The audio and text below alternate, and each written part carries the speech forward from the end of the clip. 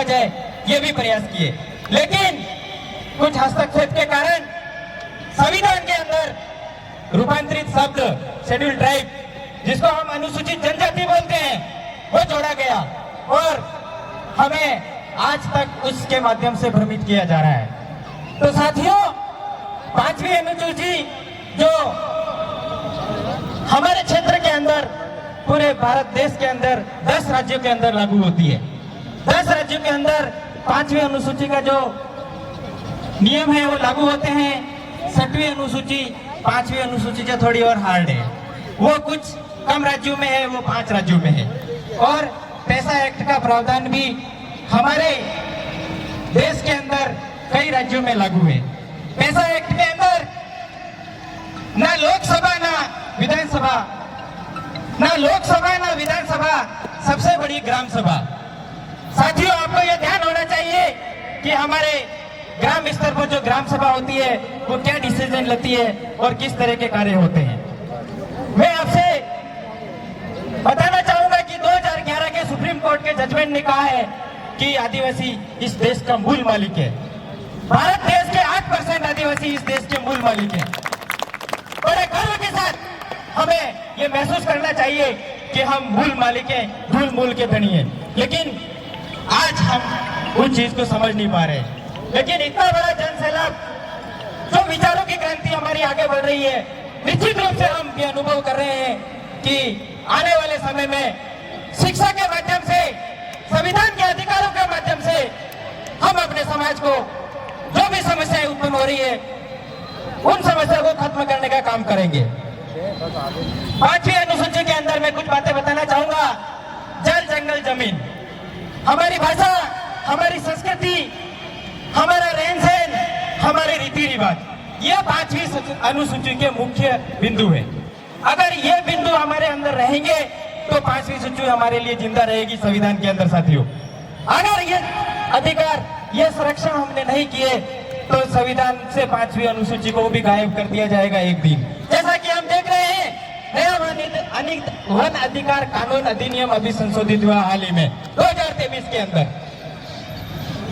इस तरह से राज्य की सरकार और केंद्र की सरकार अपनी मनमर्जी से उनके चाहते राष्ट्रपति और राज्यपाल से ये काम आसानी से करवा लेंगे।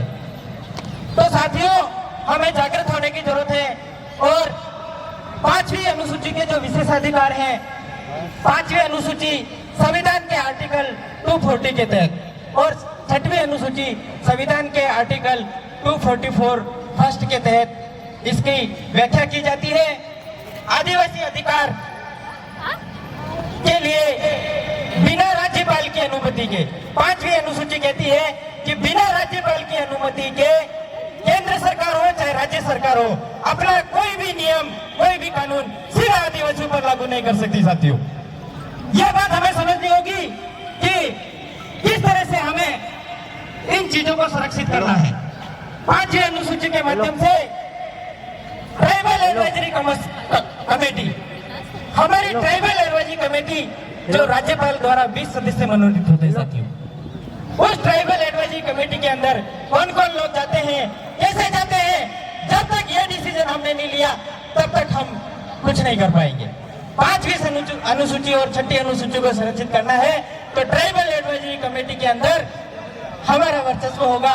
तो निश्चित रूप से जो भी डिसीजन लिए जाते हैं, यहाँ तक कि ट्राइबल एडवाइजरी कमेटी के परामर्श के बिना राज्यपाल चाहे केंद्र के अंदर राष्ट्रपति भी कोई डिसीजन नहीं ले सकता। साथियों, तो संविधान की कुछ बातें आपको थोड़ी अटपटी लगेगी साथियों, लेकिन ये हमारे लिए बहुत जरूरी है। इन चीजों को हमें समझना होगा।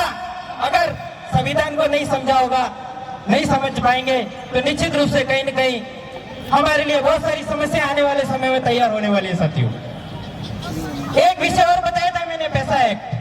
पैसा एक्ट के अंदर panchayat action and 2 schedule areas act, यानी ग्राम पंचायत, ग्राम सभा के माध्यम से हम सब तरह के डिसीजन ले सकते हैं, लेकिन उसकी भी जानकारी का हमें अभाव है।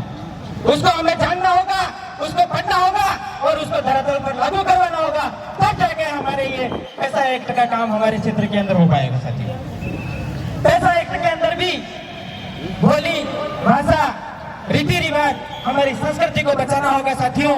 और जब तक हम आज हमारा ये कारवा जिस तरह से आगे बढ़ रहा है, ये कारवा हमारे इन्हीं संविधान के तहत आगे बढ़ रहे हैं। जब तक हम हमारी बोली भाषा संस्कृति रहन सहन को सुरक्षित नहीं करेंगे, तब तक हम अपने आप को नहीं बचा पाएंगे। जो लोग आगे बैठे हैं वो अपने मन मर्जी से डिसीजन लेते रहेंगे और जोर जबरदस्ती कुछ ना कुछ हमारे ऊपर थोपते रहेंगे। और आए दिन आप लोग तत्कालीन समय में देख रहे हैं कि किस तरह से हमारे साथ जो अत्याचार और शोषण का काम हो रहा है, वो भी हमें रोकना होगा। वो तभी रुकेगा जब हम संवैधानिक तरीके से लड़ाई करेंगे और संवैधानिक रूप से हमारे साथ जो शोषण और अत्याचार हो रहे हैं उन्हें हमें रोकना होगा। साथियों, मुझे पर्ची प्राप्त हो गई है। पैसा एक्ट के तहत मैं बताना चाहूंगा कि जिस भी क्षेत्र के अंदर 50% से अधिक आदिवासी लोग रहते हैं, वो अपनी ग्राम सभा के माध्यम से किसी भी तरह के कोई भी डिसीजन ग्राम सभा के पटल पर रखकर ले सकते हैं। साथियों, एक दो बातें और हैं मैं बताना चाहूंगा कि कुछ लोग कहते हैं कि क्या ये शेड्यूल एरिया है, इसको खत्म किया जा सकता है क्या? तो साथियों, इसका जवाब होगा हाँ, खत्म किया जा सकता है। कई लोग हमें बताते हैं, कई लोग हमें भ्रमित करते हैं कि इसको कोई खत्म नहीं कर सकता है।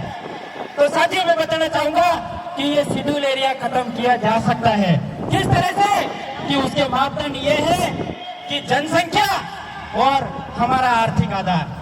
जिस दिन हम आर्थिक रूप से सक्षम होंगे, आज कई लोग अपने घरों में बैठे होंगे, अपने आप को समझते होंगे कि मेरी नौकरी लग गई है।